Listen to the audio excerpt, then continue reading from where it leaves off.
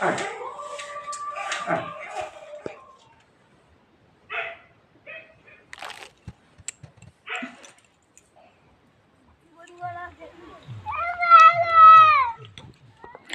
বন্ধুরা, তোমরা সবাই কেমন আছো? আশা করি ভালো আছো। আমিও খুব ভালো আছি। তো আজকে তোমাদের সামনে একটি ব্লগ নিয়ে চলে এলাম।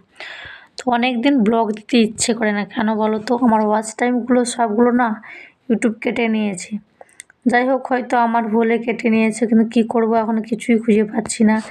একটা বিষয় কি জানো তো, একটা বিষয় হয়েছে, প্রথম থেকে একটা জিনিস তোলা খুব সহজ, কিন্তু মাঝখান থেকে ক্যাবলাতে যদি কোনো কারণে হয়ে যায়, ইচ্ছে করে বলো অনিচ্ছায় বলো, সেই জিনিস তুলে প্রথম থেকে তোলা খুবই কষ্ট। তো যাই হোক, জানি না কি করব, কোথায় গিয়ে ঠেকবে, আদবে পারবো কিনা জানি না, তবে চেষ্টা করছি। লং দিয়ে না পারলেও শর্ট দিয়ে তুলে চ্যানেলটা তোলার জন্য চেষ্টা করছি, জানি না পারবো কিনা। কপাল যদি ফাটা থাকে কখনো জোড়া যাবে না, তবুও কর্ম করে যাচ্ছি, হয় হবে, না হয় হবে। যাই হোক, তো আমি চলে এসেছি এখন ধান খেতে এসে ধান তোলার জন্য। কিন্তু এখন ধান তুলতে বসেছি, মাঝখানে তো আমার ক্যামেরাম্যান দেখলেই তোমরা, ক্যামেরাতে ও শাক তুলতে লেগে গেছিলো। তো এখন আমি ধান তুলতে হাতটা অনেকটাই কেটে ফেলেছি।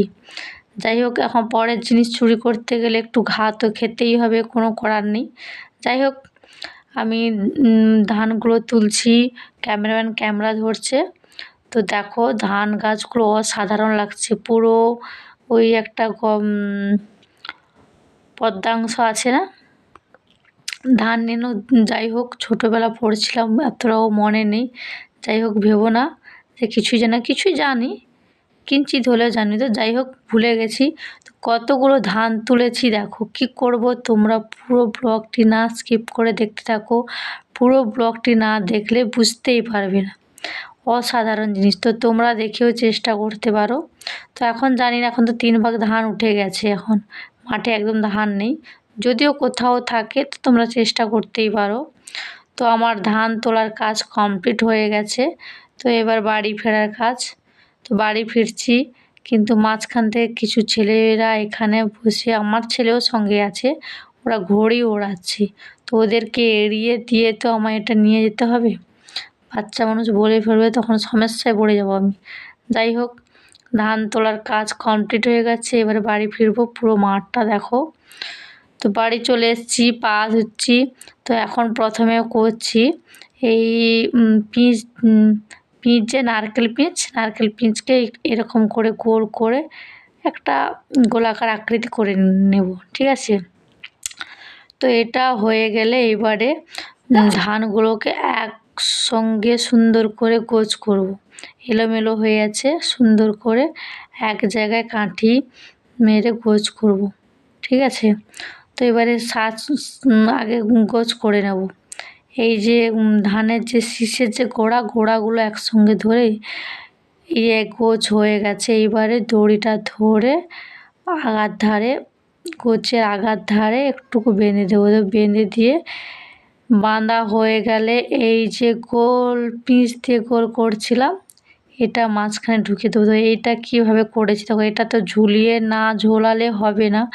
কি করব ভাবছি, তখন ভাবলাম এই ফ্যানে করে ঝুলিয়ে দিই, ফ্যানে করে ঝুলিয়ে দিয়েছি। তো এবারে আমার কাজ স্টার্ট হয়ে গেছে।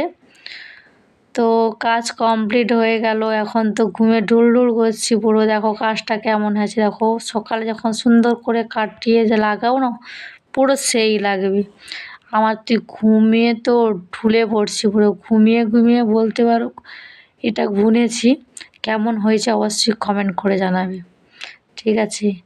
তো এবারে দেখো, এটা সুন্দর করে কাঁচি দিয়ে কেটে সাইজ করে নিয়েছি। তো এটা ঝোলানোর জন্য কি করেছি দেখো, টেবিল রেখেছি, তার উপরে বালতি রেখেছি, তার উপর তুলে দিয়েছি। তো এখান দুঃখের বিষয় কি, কুকুরটা মাঝখান থেকে চলে গেছে, তখন ছিল। কেমন লেগেছে অবশ্যই কমেন্ট করে জানাবে।